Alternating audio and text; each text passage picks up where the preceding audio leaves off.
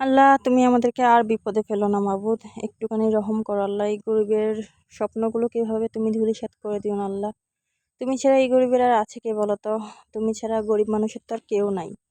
বড়লোকদের তো টাকা আছে, ধন সম্পত্তি আছে, সব আছে। এই গরিবদের তুমি ছাড়া কিচ্ছু নাই। গত বছরেও এই বন্যাতে আমাদের সব স্বপ্নগুলো পানির সাথে ধুয়ে মুছে গেছে। এই দেখো, এটা গত বছরের ভিডিও। মানে এখানে তো তখন শুরু হয়েছে মাত্র বৃষ্টি। শেষের দিকে তো খুব খারাপ অবস্থা হয়েছিল, আমাদেরকে প্রায় আমাদের ঘর ছেড়ে চলেই যেতে হয়েছিল। আমি, আমার বাচ্চারা সবাই আমার খালা শাশুড়িদের বাড়িতে চলে গিয়েছিলাম। এখানে শুধুমাত্র আমার হাজবেন্ড, আমার শ্বশুর, ওনারা ছিল। তো তোমাদের কাছে বলবো যে আসলে গত বছর বন্যাটা আমাদের জন্য কতটা ভয়ঙ্কর ছিল, কতটা বিভীষিকাময় ছিল। তো দেখো বন্ধুরা, আমি সকালবেলা উঠেছি, সকালবেলা উঠেই দেখি বাহিরে বৃষ্টি হচ্ছে। বৃষ্টি মানে প্রচুর বৃষ্টি হচ্ছে। এবারও যদি আল্লাহ মাফ করে, আল্লাহই জানে, এবারও যদি এরকম বৃষ্টি পড়তেই থাকে তাহলে এবারও অবশ্যই বন্যা হবে। সেটা মিস নাই। তো আর কি করব, ঘুম থেকে উঠে যখন দেখতেছি যে বাইরে বৃষ্টি হচ্ছে, এখন তো আমি আর পুকুরে যেতে পারবো না। আমার ঘরে এখন অনেক কাজ রয়েছে, যেগুলো এখন আমার ঘরে বসেই করা লাগবে। তো আমাদের বৃষ্টি যদি হয় তখন আমরা আর পুকুরে যাই না থালা বাসন নিয়ে। ঘরের সামনে এই যে ড্রামটা বসিয়ে রাখি, ওটার মধ্যে পানি জমলে তারপরে ঘরের সামনে বসে থালা বাসন ধুয়ে ফেলি।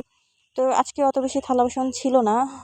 রাতের বেলা অর্ধেক ধুয়ে ফেলেছিলাম, শুধু রাতে যারা যারা ভাত খেয়েছে ওই প্লেটগুলো ছিল। তো এগুলো নিয়ে এখন আমি কি করব, এগুলো এখন এখানে ঘরের সামনে বসে বসে ধুয়ে ফেলতে হবে, আর করার কিছু নাই। তো এই ভিডিওটা চলতে চলতে আমি তোমাদেরকে বলবো যে আসলে গত বছর বন্যায় আমাদের কত ক্ষতি হয়েছিল, আমরা কি কি পোহাইছি ওই বন্যাতে। জানি আমাদের মতো আরো অনেক মানুষের অনেক অনেক ক্ষতি হয়েছে। হয়তো আমাদের থেকে আর অনেক বেশি হয়েছে, কিন্তু আমাদের জন্য যেটা হয়েছে সেটাই অনেক বড় ক্ষতি হয়ে গেছে। আমাদের অনেক স্বপ্নগুলো পানির সাথে ভেসে গেছে। কি বলবো আর তোমাদেরকে বন্ধুরা, যারা যারা গত বছর বন্যাটা দেখেছো, বিশেষ করে ফেনীর মানুষ, তারপর নোয়াখালীর মানুষ, এদের ভোগান্তির তো শেষ ছিল না। তো আমার হাজবেন্ড গত বছর বলতে গেলে ওনার দুটো পুকুরে পজেটে অনেকগুলো মাছ ছেড়েছিল। ওনার কাছে যে টাকা ছিল, যে পুঁজি ছিল, সব টাকাগুলো ওই মাছের পেছনেই খরচ করে ফেলেছিল। ওনার আশা ছিল যে এগুলো থেকে উনি কিছু একটা বেনিফিট পেলে ওটা দিয়ে কিছু একটা করবে, বড় করে হয়তো একটা গরুর খামার দিবে বা কিছু একটা। কিন্তু বলে না, আল্লাহর যদি ইচ্ছে না থাকে তাহলে বান্দার ইচ্ছাতে কোনো কিছু যায় আসে না। তো আল্লাহ আসলে আমাদেরকে সেবার আমাদের স্বপ্নগুলোকে সব ধূলিসাৎ করে দিয়েছিল বন্যার পানিতে। আমাদের সাথে সাথে আরো হাজারো মানুষের স্বপ্ন সেবার বন্যার পানিতে ধুয়ে মুছে গেছে। মানে আমাদের মাছগুলো আমাদের সামনে অন্য মানুষরা ধরে ধরে মেরে মেরে খেয়েছে, কিন্তু আমরা কিছু করতে পারি নাই।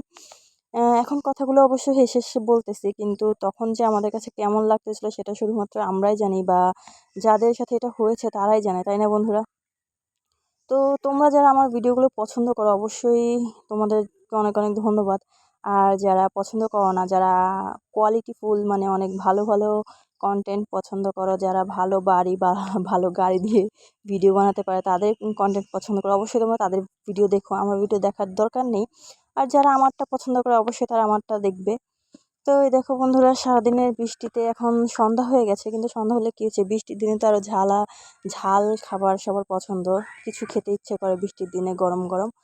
তো এদিকে আমার শাশুড়ি, আমার ননদ, ওরা বসে গেছে উম মানে একটু ছিটা পিঠা বানাবে, তারপরে মরিচ ভাজি করবে। তো তোমাদেরকে বলি যে গত বছর বন্যাতে আমার হাজবেন্ডের পুকুরের সব মাছ গেছে। তারপরে বলতে গেলে আমার শ্বশুরের যত ধান ছিল সব একবারে বন্যার পানিতে পচে নষ্ট হয়ে গেছে। তো গত বছর বন্যাতে আমাদের অনেক অনেক ক্ষতি হয়েছে। আমার হাজবেন্ডের স্বপ্ন, আমাদের ঘরের অনেক ক্ষতি হয়ে গেছে বৃষ্টি পানিতে, বন্যাতে। তো সেগুলো আর মনে রেখে লাভ নেই। এবার আল্লাহর কাছে দোয়া করি যেন আল্লাহ এবার কিছু না দুক সেরকম। আল্লাহ যেন আমাদের উপর একটু সহায় হন। আমাদের সাথে সাথে সবাই যেন, যাদের এরকম অবস্থা, সবাই যেন এবার একটু আল্লাহর কাছে একটু মানে রহম পায়, আল্লাহর কাছে সেটাই চাই। তো অবশ্যই বন্ধুরা, আমার ভিডিওটি ভালো লাগলে অবশ্যই লাইক, কমেন্ট ও শেয়ার করে আমার পাশে থেকো। ধন্যবাদ।